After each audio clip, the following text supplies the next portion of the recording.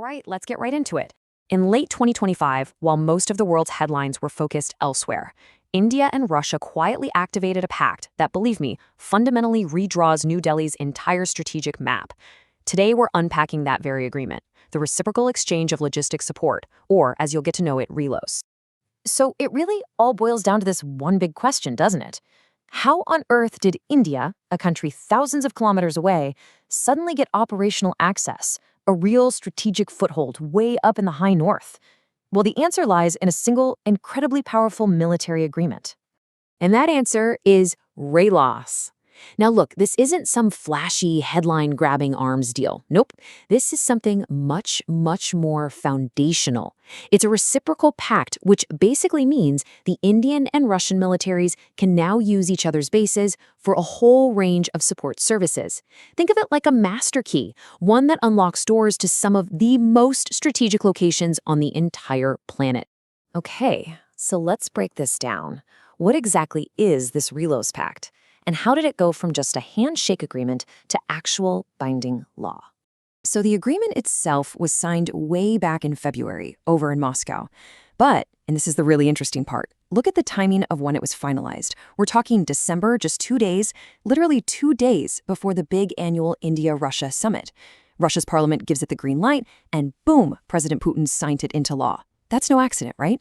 It was a very clear, very deliberate signal that this partnership was getting serious, moving from just words on paper to solid reality. So when we say logistical support, what are we actually talking about? Well, it's way more than just a quick pit stop for fuel. No way.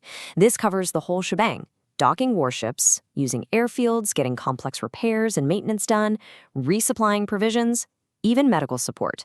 It's basically the entire logistical backbone that a military needs to operate effectively, especially when they're thousands of miles from home. Now, this is an absolutely crucial point, so let's be crystal clear. This is not a military alliance. RELOS is very, very specifically a logistics sharing pact. It is not a basing agreement. That means no permanent stationing of troops. And why is this distinction so important? Well, it has everything to do with India's long-standing foreign policy of strategic autonomy, basically getting the access it needs without getting tangled up in formal alliances. Okay, so how does a logistics pact actually redraw the map for India? Well, this is where things get really fascinating, because this is where you start to see how RELOS dramatically expands India's reach all across the globe. Right? Look at this. This right here is the real game changer. For the first time ever, India gets structured, reliable access to the Arctic. We're talking ports like Murmansk. And then you look over to the Pacific, and suddenly Vladivostok becomes a forward logistics hub for India's Eastern Fleet.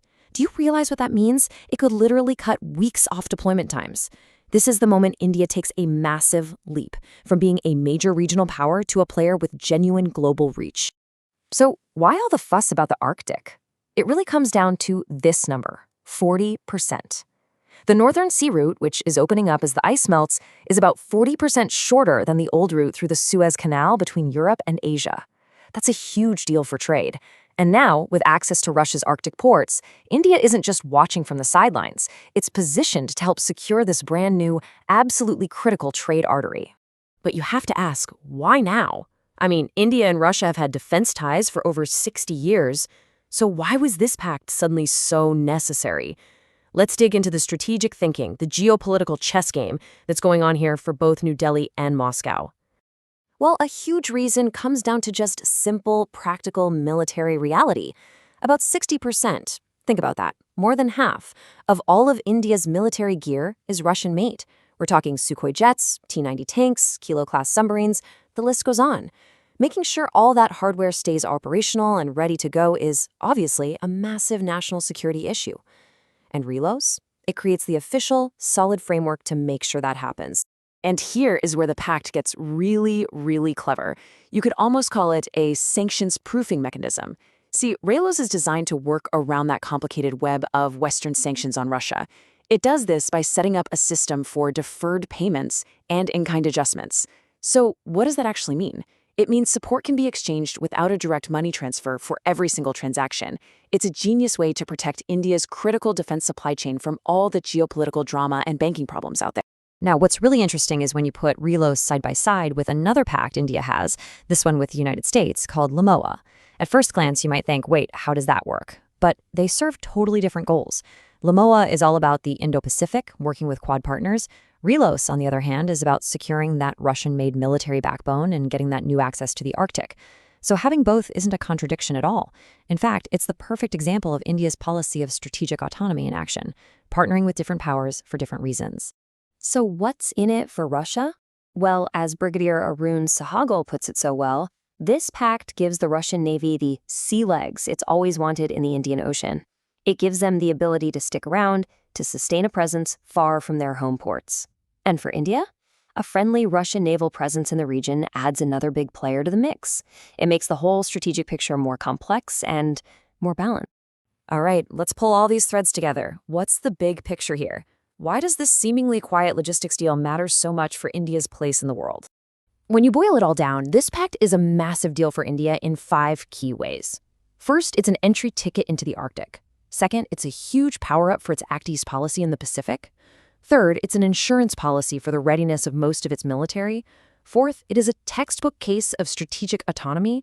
And finally, it's the catalyst that really shifts India from a regional force into the league of true global maritime powers. So let's end on this final thought. In a world that seems to be splitting more and more into rigid, competing blocks, India is doing something different.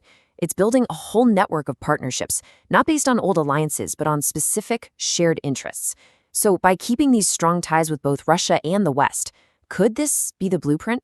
Is this what true strategic autonomy looks like in the 21st century? That's a big question to think about.